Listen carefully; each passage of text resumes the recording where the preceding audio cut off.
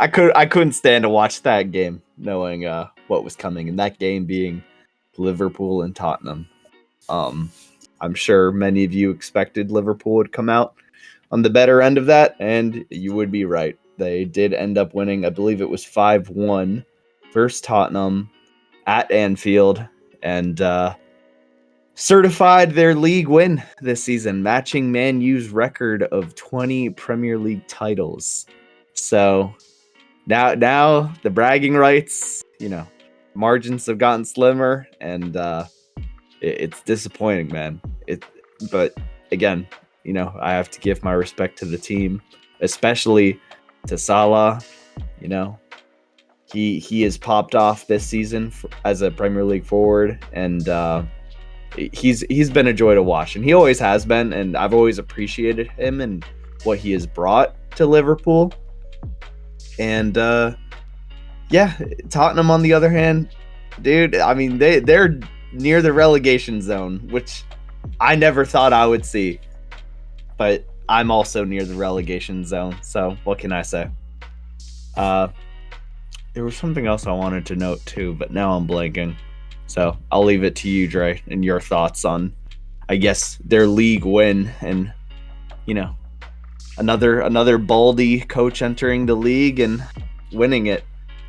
Except for Eric Ten Hag. That did not work out for him. Yeah, fair. And not Enzo Maresca yet either, hopefully soon. But, yeah, it's wild. It's wild. This is, like you said, I'll touch on Tottenham real quick. Embarrassing, man. They're lucky that, we can talk about this too with the state of the Premier League in general. I'm curious about your thoughts on this, but they're lucky that the parity in the Premier League has never been worse. Like, it's never been better in terms of the mid-table. Like, the mid-table is incredibly competitive up to the top 5 race.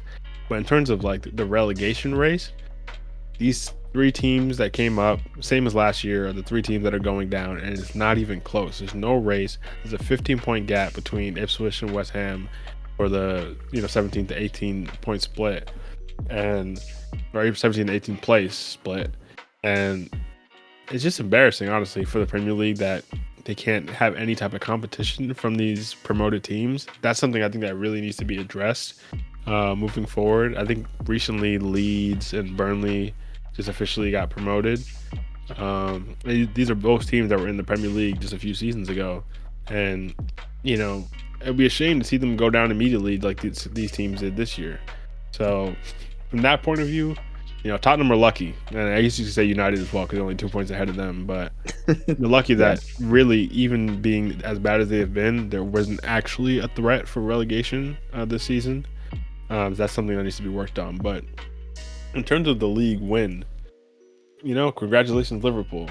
That is I wouldn't say a historic win, and I'm no Liverpool hater, but really not much competition at the top for them to really duke it out with. They've officially won the league on 82 points, and I think Klopp has lost the league on 97, maybe 99 points or something. Yeah, something crazy.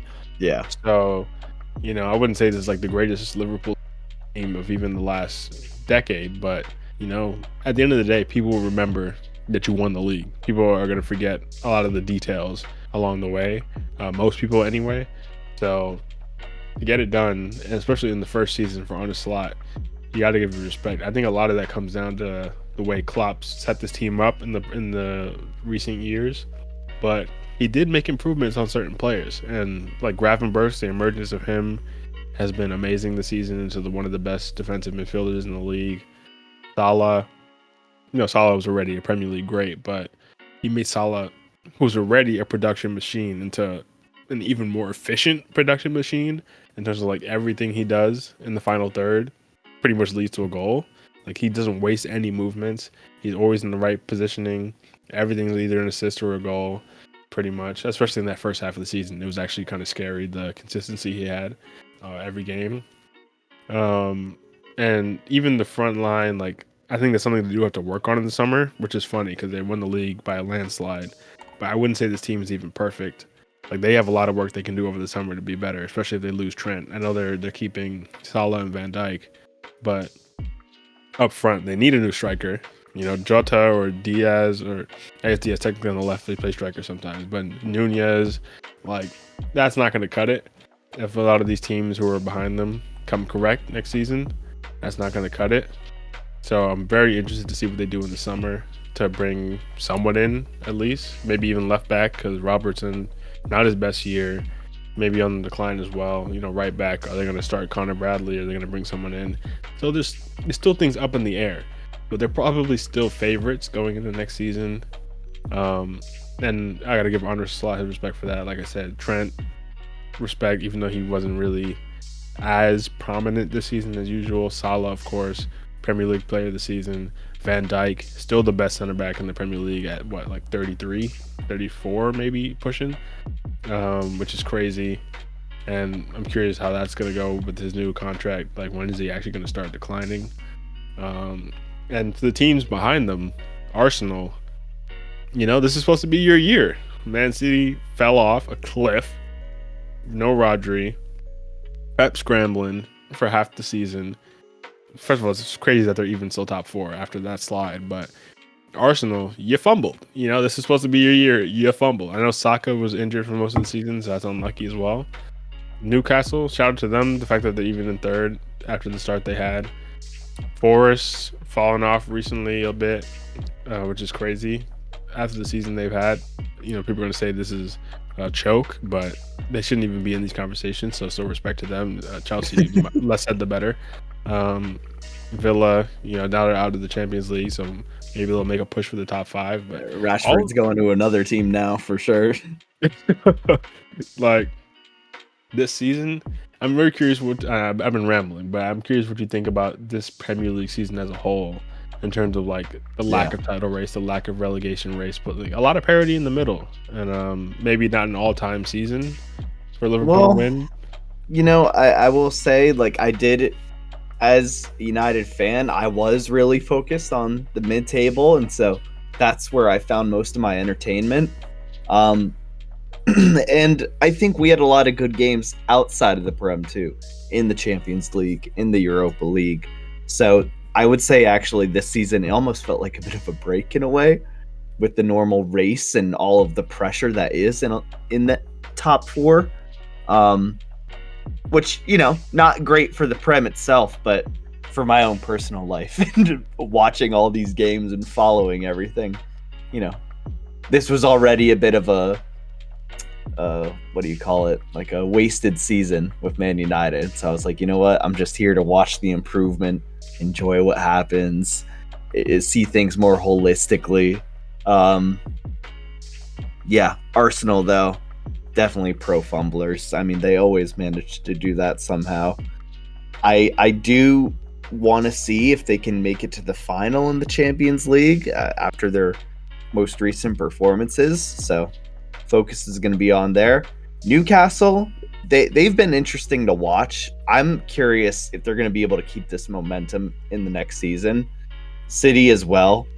I mean, I think a couple weeks ago they were in 7th or 6th, and now they're in 4th, but that can very easily change. And we've seen Pep struggle. Is he going to continue to struggle? And, will he make his way out soon? That's something we're going to have to follow. Forest, as you mentioned, maybe shouldn't be up there in those conversations, but I enjoyed seeing a team like that make it as far as they did. Chelsea, I want to see better. I'll leave it at that.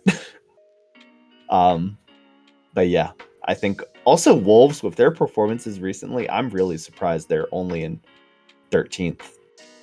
Like, I mentally, for some reason, thought they were closer to 8th, 9th in the table. I don't know about you.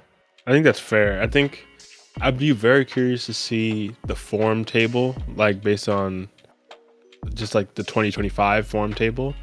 Yeah. I think Wolves might be way higher than expected. But at the beginning of the season, they were like battling relegation. And they're lucky that these three teams at the bottom are absolutely dog and like have no business even being in the Premier League, that they haven't even sniffed relegation in weeks. The fact that they've won 5 games on the bounce is crazy. But early season they were so bad, so I think that's why they're still this low in the table. Yeah, I do gotta shout out Jamie Vardy. He he was a legend for Leicester and just a legend of the Prem. I believe he confirmed this was his last season. Damn. Um, yeah, it's tough seeing a name like that go. Not only relegated, but just out of the game. Um, Day by day, we're seeing more of those legends go by. I'm still not over Tony Cruz, so Mm, yeah, just got to Rodri's appreciate it retiring. while you got it. Gonna hit hard. Yeah. Yeah, I'm curious. Any thoughts you have? I know you haven't followed the Prem as religiously this season, Eric, but just seeing, even as a United fan, Liverpool, your biggest rivals. So seeing Liverpool not only win the Premier League, but match United's top flight championships. I think it gives United credit. I think what fans are going to say is like, oh, technically we have more Premier League titles specifically since in the Premier League era. But Liverpool have matched titles in terms of all time, in terms of what before when it was just like the top flight in England. But any thoughts on that, Eric, and seeing this rivalry? I can't even call it a rivalry renewed because the chances are Liverpool can win 5 more before United even sniff the top 4 again. So we'll see how that goes. All right. Let's not get ahead of ourselves. I do believe Man United top 4, 2 years.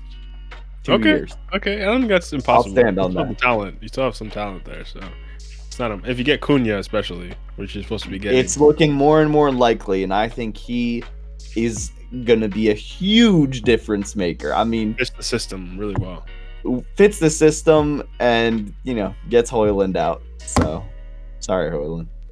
In regards to Liverpool, I think it's interesting, and yeah, to say that the rivalry is renewed is such a stretch. Rivalry can be renewed. In order for a rivalry to exist, both sides have to be at similar strength, So that's for one, right? But when I think about this victory, or like just like this, them winning the league, it really does remind me of. I always try to find parallels to the NBA world, or to something that would make me just understand the landscape of the sport, or the league. And so I think of the Boston Celtics, man, their most recent championship. They just won number 17 last season, tying the Lakers. So that's 2 iconic franchises that have always been named in the same breath. So there's that for one. And then recently you had Jurgen Klopp leaving Liverpool. Kind of reminded me of when and Jurgen Klopp is obviously who can be credited for building Liverpool to what it is today, right? But it reminded me of just a little bit of how Brad Stevens was kind of the mastermind behind creating the powerhouse that the Boston Celtics are right now. And even when he took a step back, brought Ime Udoka in. Ime Udoka had his little scandal. He had to step away. And then you bring in Joe Mazzulla, and your first season under new leadership, you still managed to raise the championship. So I will say all credit to Liverpool for that. As a United fan, it is interesting to see that. I'm not gonna act like I am a hater just because y'all know I'm not as passionate. But it is definitely still interesting to see them match United's 20, because I feel like that's often what United fans use to kind of not justify their fandom, but it's the equivalent to Yankee fans who say the 27 rings. So they are in good company now, and we'll see if they turn things around. Doesn't look like they will anytime soon, but yeah, it's not looking great for United fans. But overall, I will say, just from a sports fan, all props to Liverpool. Looked like they had this league won from the jump. Didn't really seem to have much competition, so yeah, good for them. And I guess we'll see how long they'll stay at the top. Actually, shout out to you for that Celtics Lakers comparison. I think that's actually so spot on. Probably even more than you think, but thinking of the Man United as like the Lakers of the Premier League, and Liverpool as the Celtics.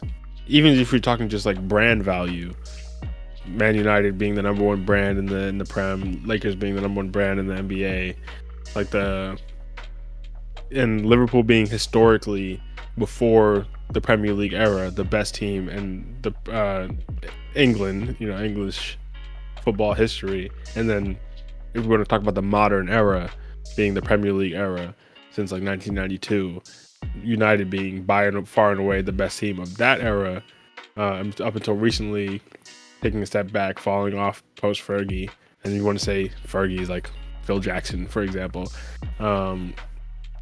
Phil Jackson, or I guess you could say maybe Pat Riley, but a combination. He's been so great. He's a combination of Pat Riley and Phil Jackson, if anything. And they kind of stepped away around similar times, Phil Jackson and Fergie, and the kind of the fallback of those teams. And then the resurgence of the Celtics and the resurgence of Liverpool in the 2010s and late 2010s, especially, to being top teams and winning titles again. That's actually a really interesting parallel between those two. And I'm sure there's actually a lot of overlap between Man United fans, Lakers fans. So, they're probably both in the mud right now. But yeah, that's super fascinating to think of those two rivalries in tandem and seeing them even out, and also seeing, I guess you could say Lakers in a better spot than Man United right now, but like similarly, I would not be surprised to see the Celtics win 2 or 3 more rings before the Lakers reach the finals again, for example. So it's kind of very similar in that sense. For sure.